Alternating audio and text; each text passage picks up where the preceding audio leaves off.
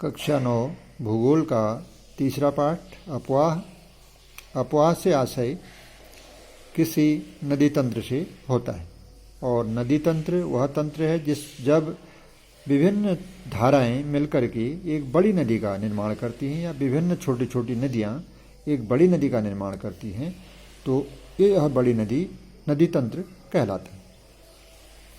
नदी तंत्र के बाद दूसरा पारिभाषिक शब्द आता है सहायक नदी। सहायक नदियाँ वे नदियाँ हैं जो किसी बड़ी नदी में आकर के मिलती हैं, जैसे गंगा नदी में, इधर गंगा नदी का निर्माण देवप्रयाग के बाद आगे को गंगा कहलाती है। तो गंगा में अलकनंदा और भागीरथी की दो धाराएं मिल करके गंगा का निर्माण करती हैं। तो अलकनंदा के साथ पिंडर है, मंदाकिनी है, नंदाकिनी है, ये नदियाँ अलकनंदा में मिलती हैं, तो इनको सहायक नदी कहा जाता है। तीसरा शब्द आता है नदी द्रोणी। नदी द्रोणी से आशय है कि किसी नदी में जिस क्षेत्र का पानी बहता है उसको नदी द्रोणी कहते हैं। जैसे गंगा नदी देख लीजिए, गंगा नदी में जो मूल धारा है भागीरथी, वो टिहरी में इसमें भेलंगाना नदी मिलती है, और इन दोनों नदियों को रोक करके वहाँ पर टिहरी डैम बना हुआ है। तो टिहरी पहुँचने तक भागीरथी में लगभग 20 छोटी छोटी धाराएं आकर के मिलती हैं। ये छोटी धाराएं अलग अलग जगह का पानी अपने साथ लेकर के आती हैं। इसी प्रकार अलकनंदा में भी जो है 5 जो बड़ी धाराएं आकर के मिलती हैं, अपने साथ अलग अलग जगह का पानी लेकर के आती हैं। तो ये जो नदी तंत्र द्वारा जिस क्षेत्र का पानी बहता है नदी तंत्र में, उसको नदी द्रोणी कहते हैं। तीसरा शब्द आता है जल विभाजक। जल विभाजक वह ऊंची भूमि होती है जो दो अपवाह द्रोणियों को एक दूसरे से अलग करती है। अब आता है हमारा भारत का अपवाह तंत्र। भारत का अपवाह तंत्र में 2 प्रकार के नदी तंत्र हैं। एक तो हिमालय से निकलने वाली नदियां हैं, दूसरा प्रायद्वीपीय नदियां हैं। हिमालय से जो निकलने वाली नदियां हैं, या हिमालय से जो उत्पन्न होने वाला नदी तंत्र है, इसमें वर्ष भर पानी रहता है। इसका कारण ये है कि हिमालय की बर्फ़ पिघलती है और वो पानी नदियों में बना रहता है, तो इसलिए ये सदा 12मासी नदियाँ हैं, सदाबहार नदियाँ। जबकि प्रायद्वीपीय नदियाँ, इनमें एक विशेष मौसम में पानी रहता है। विशेष मौसम मतलब वर्षा ऋतु में पानी रहता है, शेष समय इनका जल स्तर धीरे धीरे कम होता है, और गर्मियों में तो इसमें पानी बहुत ही कम हो जाता है। यद्यपि सारी नदियाँ ऐसी नहीं हैं प्रायद्वीप की, तो दक्षिण के प्रायद्वीप से निकलने वाली कुछ नदियाँ सदाबहार भी हैं, लेकिन अधिकांश नदियाँ जो हैं वो मौसमी हैं। अब आएंगे हिमालय के नदी तंत्र। हिमालय के जो नदी तंत्र है हमारे भारत का, इसमें 3 नदी तंत्र प्रमुख हैं। एक तो आपका सिंधु नदी तंत्र है, दूसरा गंगा नदी तंत्र है, तीसरा ब्रह्मपुत्र नदी तंत्र है। अब इसका जो पहला नदी तंत्र है हिमालयी नदियों में, सिंधु नदी, इसके बारे में अध्ययन करेंगे। सिंधु नदी का जो उद्गम है, ये कैलाश पर्वत के पास जो मानसरोवर झील है, मानसरोवर झील के पास इसका स्रोत है, यहाँ से यह उत्पन्न होती है।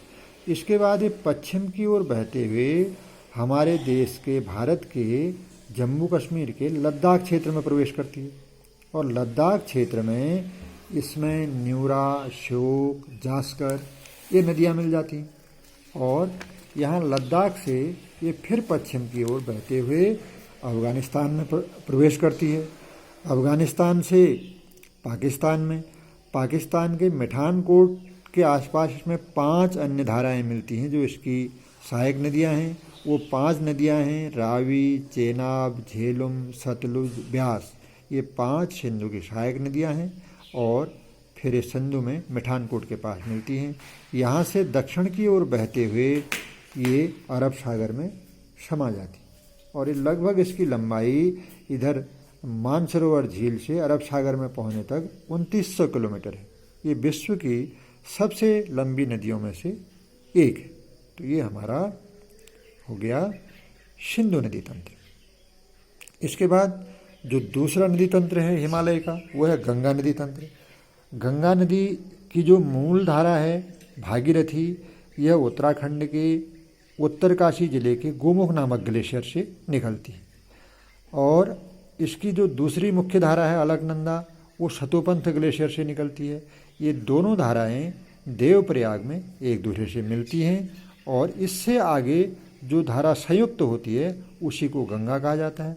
गंगा एक लंबी दूरी पर्वतीय क्षेत्रों में तय करके उत्तराखंड के ऋषिकेश से हरिद्वार में आती है और हरिद्वार से यह मैदानी क्षेत्र में प्रवेश करती है। आगे चल करके इसमें यमुना नदी, चंबल नदी, बेतवा नदी, शारदा नदी, गंडकी नदी, सोन नदी और कोसी नदी इसमें मिल जाती हैं और ये इसकी सब सहायक नदियाँ कहलाती हैं। फिर आगे बढ़ कर के यह बांग्लादेश में चली जाती है। बांग्लादेश से फिर मुड़ करके भारत में आती है और भारत में से फिर यह बंगाल की खाड़ी में समा जाती है। इसकी लंबाई उत्तरकाशी से लेकर के बंगाल की खाड़ी तक लगभग 2500 किलोमीटर है। यह भारत की सबसे लंबी नदी द्रोणी, सबसे बड़ी नदी है और यह पश्चिम बंगाल में ब्रह्मपुत्र के साथ मिलकर के सुंदरबन डेल्टा का निर्माण करती है गंगा नदी। और डेल्टा किसे कहते हैं ये आप जानते हैं। जब नदी समुद्र में गिरती है तो समुद्र में गिरने से पहले इसका वेग बहुत कम हो जाता है और ये बहुत छोटी छोटी धाराओं में बढ़ जाती है। तो दो धाराओं के बीच का जो स्थान है उसको डेल्टा कहा जाता है। तो सुंदरबन डेल्टा का निर्माण भी हमारी गंगा नदी करती है। तो यह आपको लगभग क्लियर हो गया है। आज हमने जाना सबसे पहले अफवाह। अफवाह से आशय है कि नदी तंत्र से, फिर सहायक नदी जानी। सहायक नदी वही नदियाँ हैं जो किसी बड़ी नदी में मिलती हैं। और उसके बाद हमने जाना नदी द्रोणी। नदी द्रोणी नदी तंत्र द्वारा जिस क्षेत्र का जल प्रवाहित किया जाता है या नदी तंत्र में जिस क्षेत्र का जल बहता है उसको नदी द्रोणी कहते हैं। उसके बाद जल विभाजक। जल विभाजक वह ऊंची भूमि होती है जो दो अपवाह तंत्रों को एक दूसरे से अलग करती है।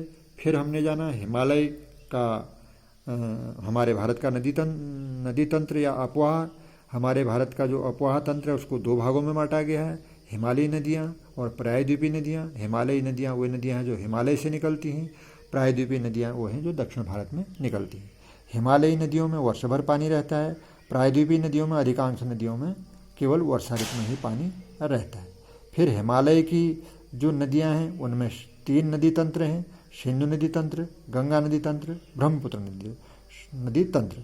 सिंधु नदी तंत्र में आपने देखा सिंधु नदी मानसरोवर झील के पास से निकल करके लद्दाख से इधर अफ़गानिस्तान से पाकिस्तान से होकर के कराची में से दक्षिण में बह करके अरब सागर में चले जाती है। इसकी लंबाई लगभग 2900 किलोमीटर लंबी है। यह विश्व की सबसे लंबी नदियों में से एक है। गंगा नदी तंत्र दूसरा नदी तंत्र है हिमालय का। इसका गंगा नदी का मुख्य धारा जो भागीरथी है इसका उद्गम गोमुख ग्लेशियर से हो रहा है। अलकनंदा का उद्गम शतोपंथ ग्लेशियर से हो रहा है। दोनों धाराएं देवप्रयाग में मिलती हैं। देवप्रयाग से आगे संयुक्त धारा गंगा कहलाती है। गंगा जी फिर ऋषिकेश होते हुए हरिद्वार आती हैं। हरिद्वार से मैदानी क्षेत्र में प्रवेश करती हैं जहाँ पर इनमें यमुना, चंबल, बेतवा, सोन, कोसी, गंडकी, शारदा ये नदियाँ मिलती हैं। ये सब गंगा जी की सहायक नदियाँ हो गई। और अंत में ये बांग्लादेश चली जाती हैं। बांग्लादेश से पुनः भारत में लौटती हैं और बंगाल की खाड़ी में समा जाती हैं। और गंगा जी की जो लंबाई है वो 2500 किलोमीटर है। यह भारत की सबसे लंबी नदी है। आज इतना ही जानेंगे। कल आपको ब्रह्मपुत्र नदी तंत्र के बारे में बताएंगे। यह वीडियो आपको कैसा लगा? अगर अच्छा लगा तो आप ज़रूर इसको लाइक कीजिए।